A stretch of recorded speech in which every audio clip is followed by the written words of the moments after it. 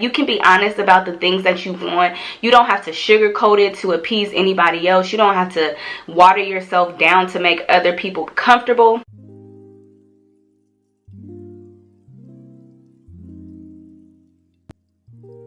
Hey everybody, it's Charmel. Welcome back to Snatched and Highly Favored. If you don't know, I just turned 30 years old. So with birthdays, and especially with this being a milestone birthday, it's just caused me to do a lot of reflecting on the past decade and a lot of refining for this new decade that I'm going into. So in today's video, I'm going to be just talking, rambling maybe a little bit, and I just want to talk about some of the biggest lessons and things that I learned about myself in my 20s.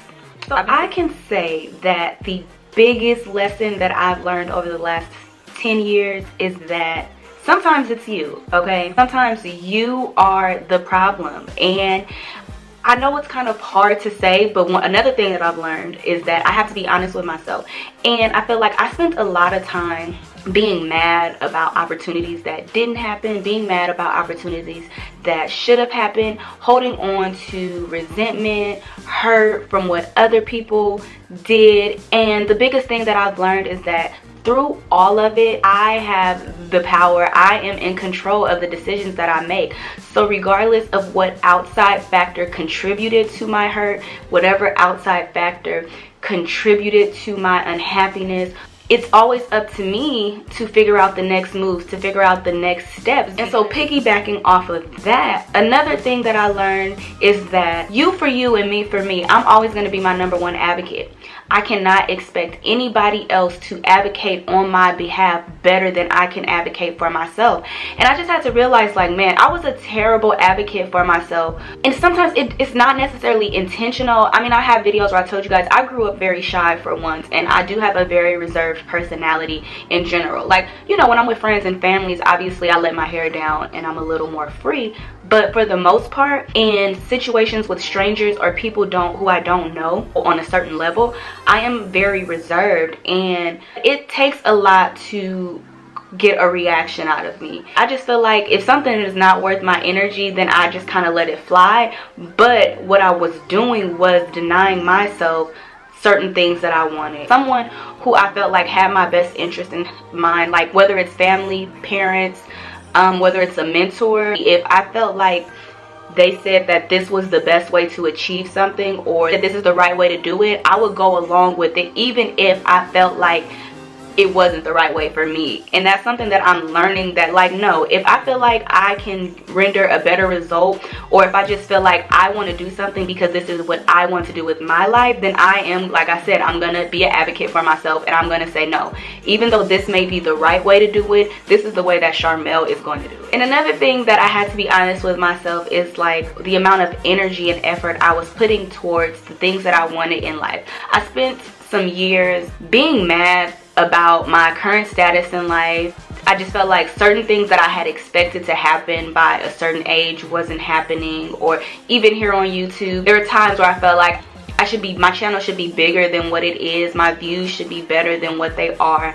And I had to be honest with myself about the amount of effort that I was putting in. I was lazy in certain aspects. I procrastinated in a lot of aspects. You have to always continue to learn, to grow, to push forward. I would say that I wanted all these things to happen, but I wasn't putting in the amount of time and effort that it takes for those things to happen. Just because you start at a good point does not mean that you still don't have to put in a certain amount of effort. And I would use the excuse that I had other responsibilities to take care of, and that's true. That's life. And if you want something so bad, at the end of the day, again, it's you. You're going to have to be the one to make it happen. And it's a quote that I was watching a sermon and I heard someone say one time. It's just because it's valid, it can no longer be your excuse. And I feel like that was something that I've really held on to since then, is because I used to like to make excuses about all these responsibilities and things that I had to do as an adult. And for one, once you become an adult, there's just going to be certain aspects to adulthood that you just have to accept. If you want something so bad, you're going to have to figure it out. We live in such a time where we all want instant gratification, and I had to kind of let go of that idea of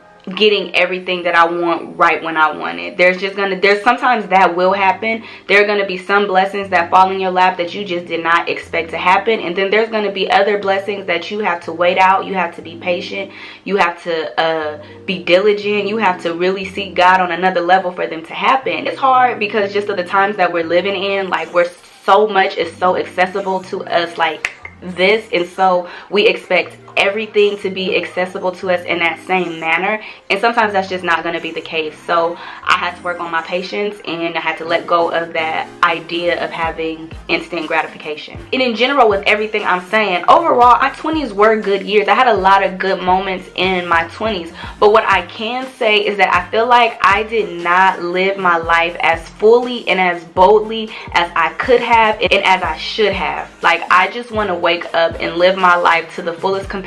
I want to live out who I am, who God created me as, who God designed me as, and I want to stand in that and live that boldly. The way that you do that, and the way that I'm learning to do that, is first seeking God, y'all. Over this past couple of years, I have never seeked God the way that I have seeked him on this level, and I have just found a newfound comfort in doing that, and it's a new confidence within myself, because you start to really understand like who you are and who God called you to be, who God created you as. And then once I know that, and as I learn more about God, I learn more about myself, and through that relationship with God, I've been able to accept myself in a way that I never have before. And it's just such a good feeling, and I'm getting a little emotional, and I did not expect for me to feel like this when doing this video, but it's just such a good feeling to really find that confidence in that comfort in who you are. And once you start to do that, you can be honest about the things that you want. You don't have to sugarcoat it to appease anybody else. You don't have to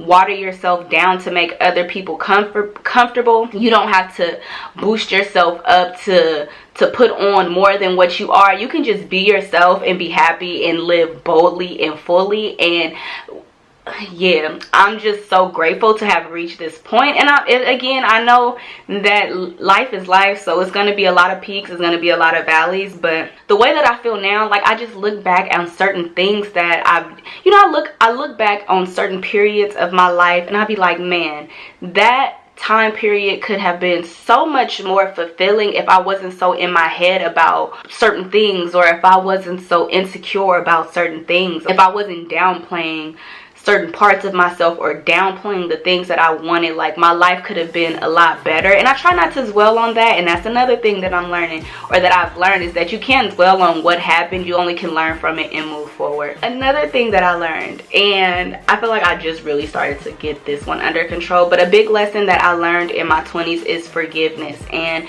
I know a lot of people struggle with forgiveness because we are human, and when we hurt, we hurt. People say it all the time, like, forgiveness is for you and it's not for the others. And it's true. And I think people assume that when you forgive somebody, you're automatically opening the door for that person to come back into your life.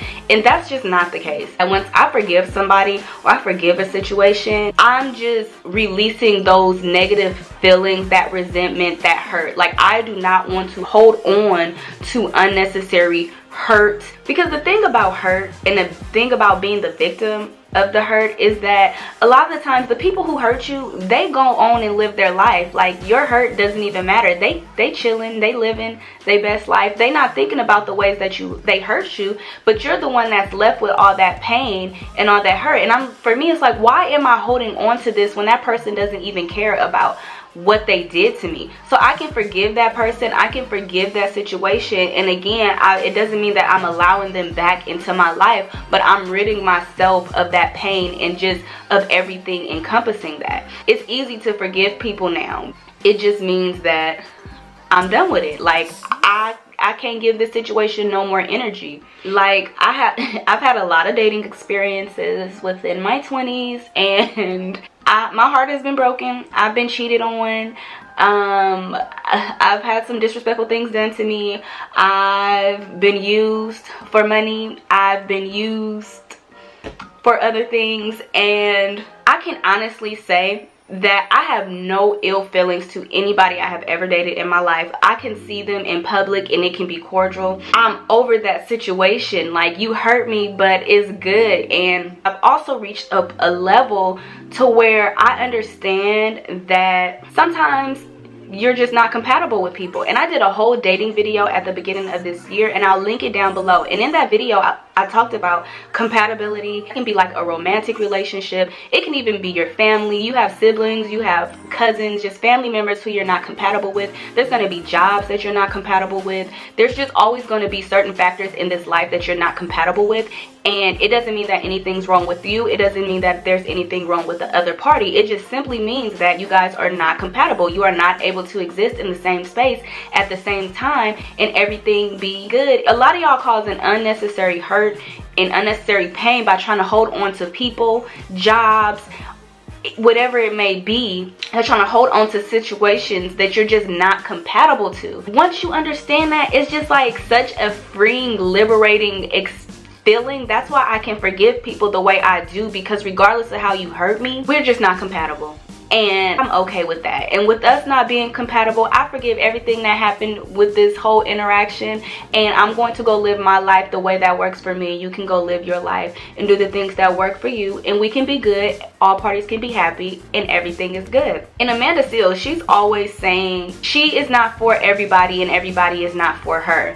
And regardless of how you feel about her, regardless of how you feel about me, and regardless of how you feel about the next person, that's what it boils down to. You have to get to a point where you can be comfortable and okay with knowing that every situation, every person is not for you, and you're not for every person. And another thing with forgiveness, I had to realize that just like I'm on my own personal journey of self-love and just being the best person that I can be to myself as well as to others, other people are on their own personal journeys as well. So what happens is we end up putting these people on these really high pedestals, and then when they don't meet our expectations, we automatically like to write them off as being toxic. And yes, some people can be toxic. Yes, some people are toxic. Yes, some people do have toxic traits, but just like them, I have toxic traits as well. And a lot of people don't like to own up to that. We just like to disguise it by using, oh, this is self-care, or